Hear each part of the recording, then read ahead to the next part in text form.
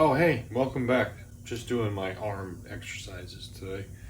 Well, we got a box, as you can see, with a new drive shaft, and this one is excellent. I can tell right now it's going to be a vast improvement. Certainly most likely the cause was that other one. Let me show you the difference here.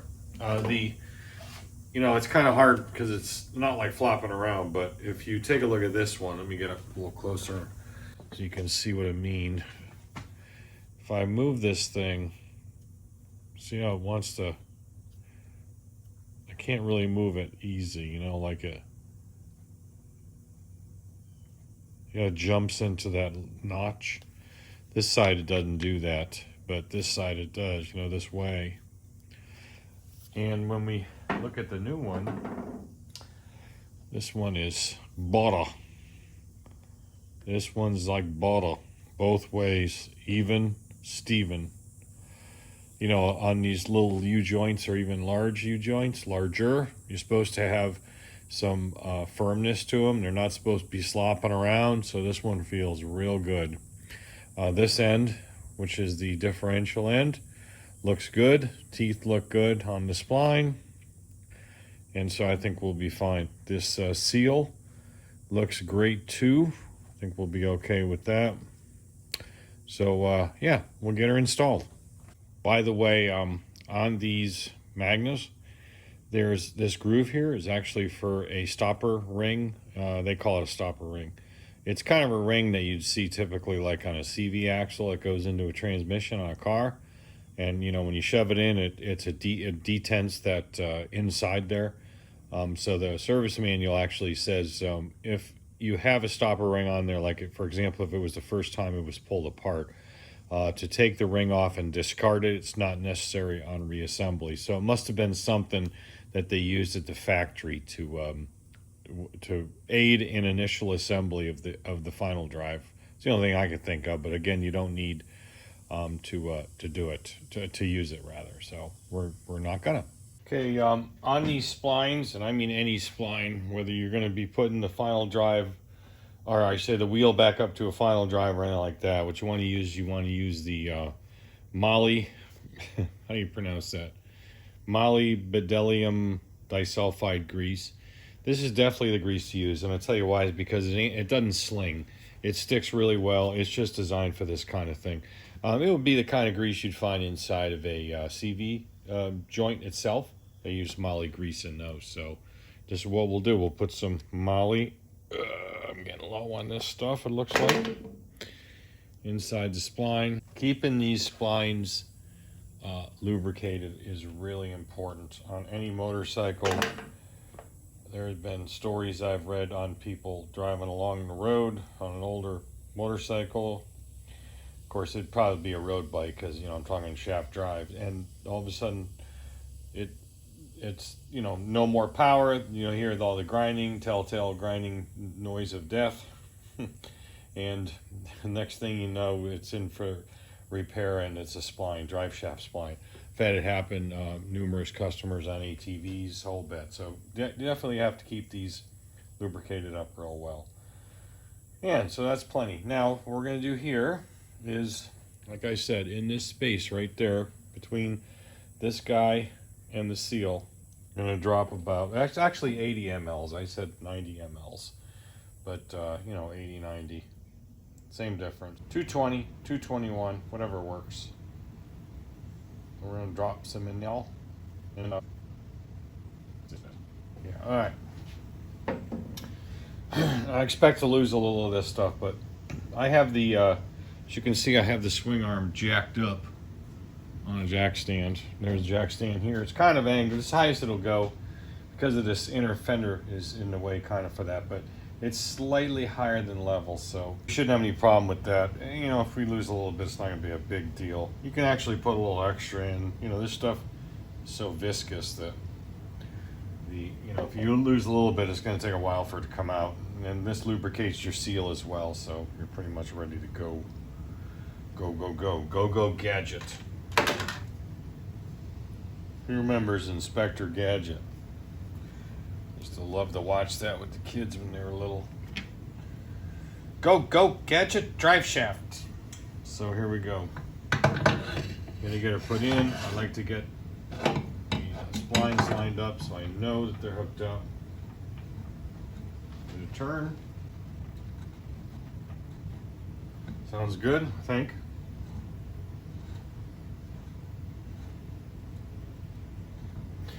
So we gotta wait till we get the back end on it. We'll double check that, but so far it sounds really good. So now what we'll do is we'll just get that differential put in. You can see we didn't really lose any. Little teeny bit maybe, and that's fine. Now, make sure the spring is in the end of the differential, because of course where the drive shaft goes, that keeps that forward push, the forward thrust. I just love that word. I probably should clean all this off. You know, let me do that. I'm gonna clean this differential off. I mean, that looks pretty bad. Let me go ahead and clean it off. All right, it's a little bit better. I'll finish cleaning it up later. So we got the spline engaged. Sometimes on some of these rear ends is a real pain in the ass, but this one's pretty easy to do. So with the splines are definitely engaged. Gonna get the nuts started, and then I gotta go look up the torque spec on them. I do not exactly remember what it is, but I do have that page open because on the computer, because I had to look up exactly what the volume was. I'm thinking, is it 90? No, it's actually 80. So, all right. Hey, good. You know, close enough. 220, 221, whatever works. So now we're good there. All right, it's 43 to 51 foot-pounds. How do they choose these numbers, I swear? So I might just do 48. And yeah, not too crazy here. I mean, just a bolt or a nut. Good. So okay, now we're in. Now I hooked up the other side of that swing arm to the shock, because you know, as soon as I start railing on this thing, you know damn well if this would slip out, this thing go flying down, it would ruin my whole afternoon. And I'm having a pretty good afternoon, so I don't want that to happen. So all right, yeah, cool. So we can put the other shock back on this side, and then we'll just finish putting it back together. Now one thing I also did on this was, I'll show you over here, this pesky leak, coolant leak around these caps for the crossover.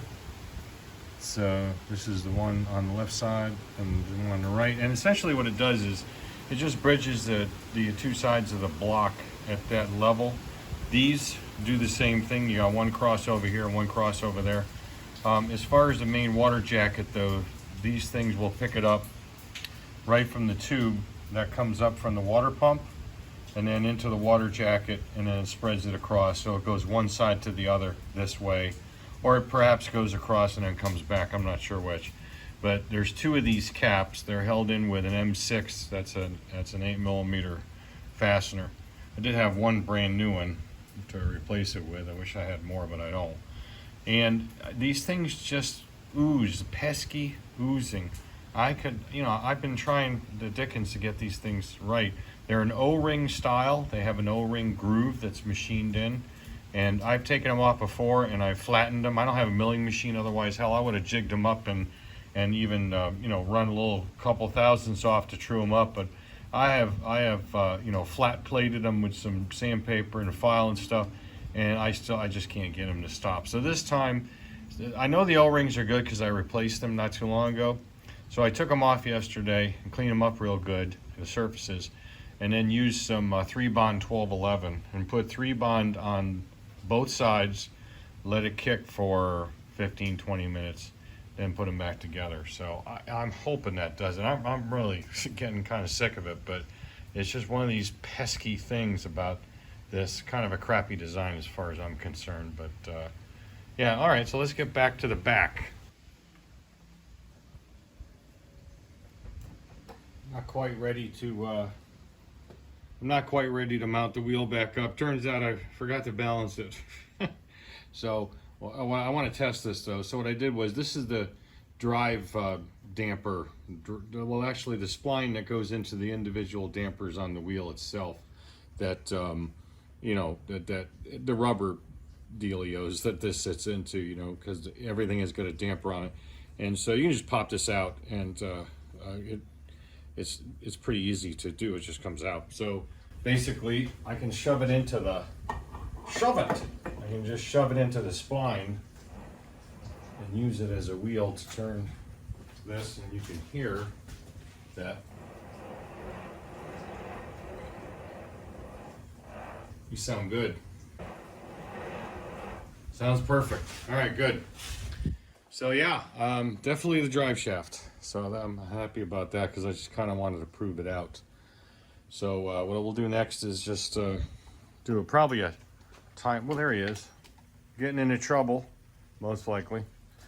Probably do a time lapse tomorrow. Get back to it tomorrow, and show you the finished product. I don't have any drips coming from that O-ring that I can tell. I mean, you're gonna have some coming from this. It's inevitable. And when you put it back together, you get a little bit that comes out, and now it's in this little, you know, it's actually inside the housing, inside the swing arm.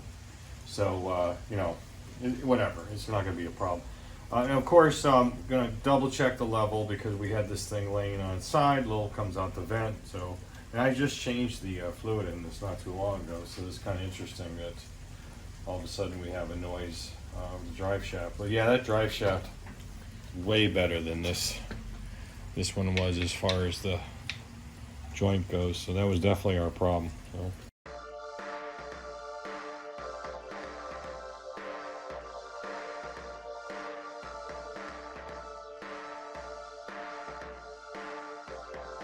Dreams come true.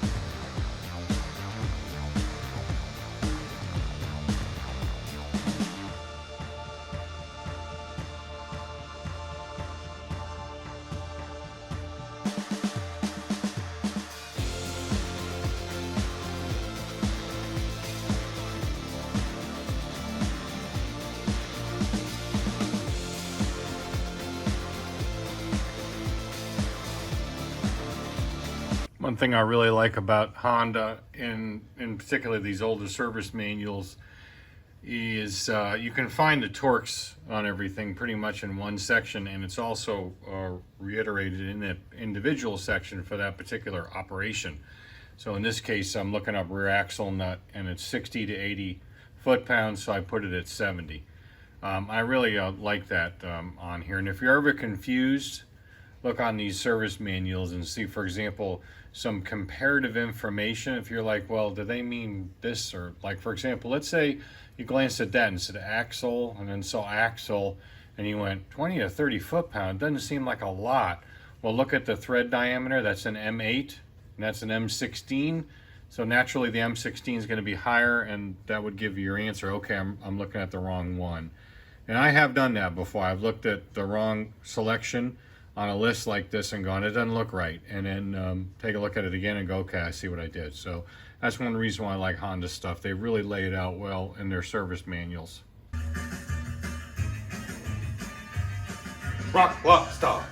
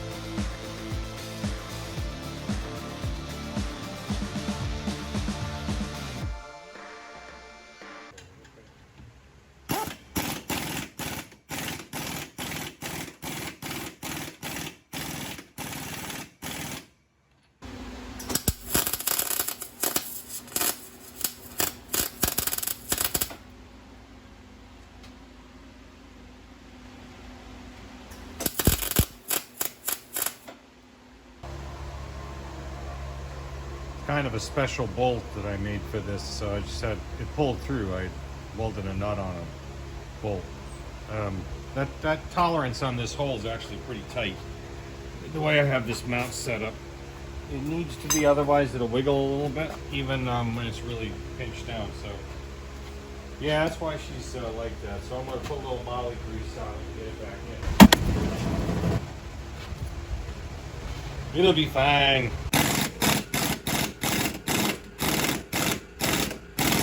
I think I said I wasn't gonna film anything putting the sidecar or the chair back on the bike, but I did it anyway. Did some time lapse.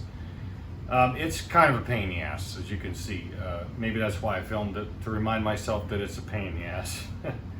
But I don't have to take it off very often, so it's not that big of a deal. Especially since I figured out how to use that lift table to navigate this thing into position. I mean, I hadn't thought of that before, and I've had that table a number of years. And you know, getting this thing over just direct sideways when the sidecar wheel's actually on the ground, like if you're just going to use jacks or something, jack stands, forget about it. It's just way too difficult. So that worked out pretty well. Just had a couple of alignment challenges. See, the thing is, as I mentioned, I think before, the way I have to do it is on the center stand, because I got no way to keep the bike upright without being on the center stand.